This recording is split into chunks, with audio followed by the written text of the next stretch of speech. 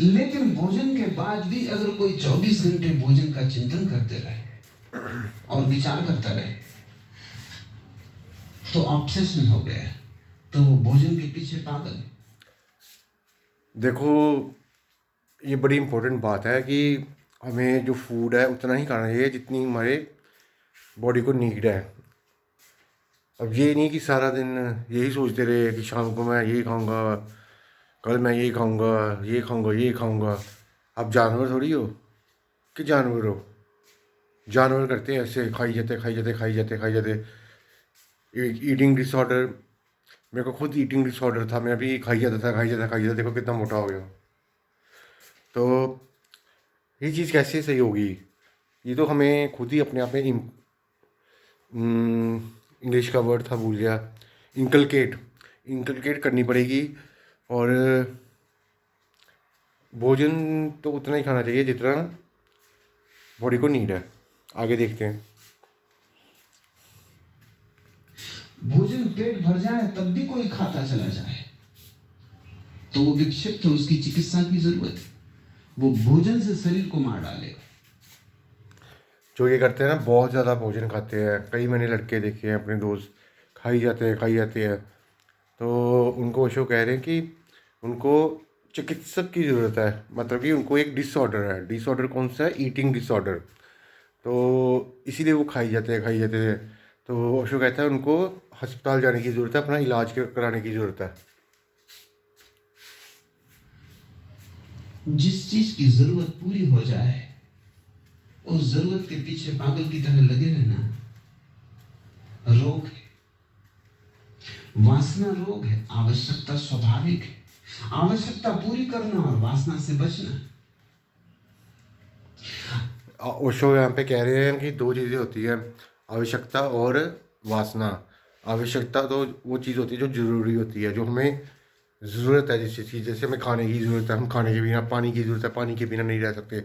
और एक होती है वासना। वासना कभी बंदे की पूरी नहीं होती। क्यों? क्योंकि वासना में ऐसा होता है कि उसमें लालच छिपा होता है। वो बंदा लालची होता है जो वासना वासना से उठ नहीं ना पाता, तो वो बंदा लालची होता है। आगे देखते हैं। आवश्यकता तो रोटी की है, पानी की है। वासना स्वाद की होती। आवश्यकता तो कपड़ों की है, शरीर ढकना चाहिए। सर्दी है, गर्मी है, जरूरत है। शरीर तो ढका जा सकता है लेकिन वासना का शरीर तुम कभी न ढक पाओगे। ओशो यहाँ पे कह रहे हैं कि भोजन तो उतना ही करना चाहिए जितना करना चाहिए, और शरीर भी ढका होना चाहिए। क्योंकि कपड़े तो शरीर ढकने के लिए बनाए हैं, ये थोड़ी ना शरीर को एक्सपोज करने के लिए बनाए हैं, जैसे लड़कियां आजकल कर रही है।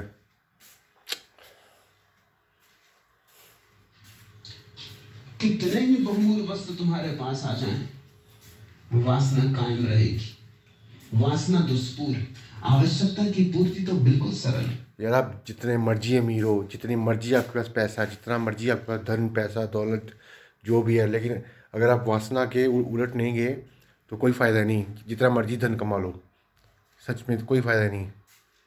क्योंकि आपका पेट भरेगा ही नहीं। जब पेट ही नहीं भरेगा तो वासना कैसे जाएगी? आपका लालच ही नहीं ख़त्म होगा।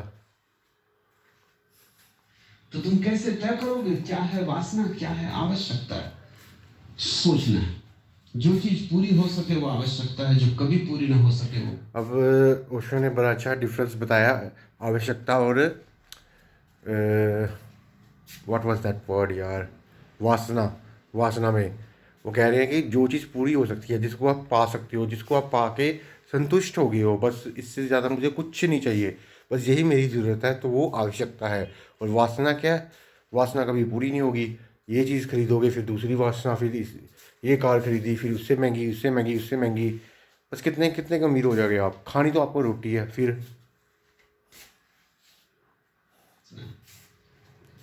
तुम एक मकान में रहते हो, सोचते हो बड़ा महल हो जाए, तो विचारना कि बड़ा महल होने से और बड़े महल की वासना उठेगी या नहीं। अगर उठेगी तो झोपड़े में ही रहना बेहतर है, कुछ अर्थ नहीं बड़े महल में जाने से भी। अब तुम झोंपड़ी में रहते हो, तुम्हें है कि हमारा घर हो, अच्छा घर हो, बीवी बच्चे सब कुछ अच्छा हो। अब क्या आपको यकीन है कि जो नए घर में जाओगे उससे बड़े घर की वासना आपके मन में उठेगी उठेगी कि नहीं।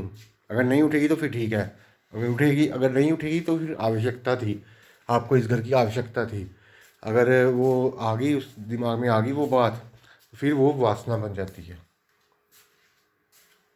क्योंकि और बड़ा महल पकड़ेगा। वासना के पूरे होने का कोई उपाय नहीं।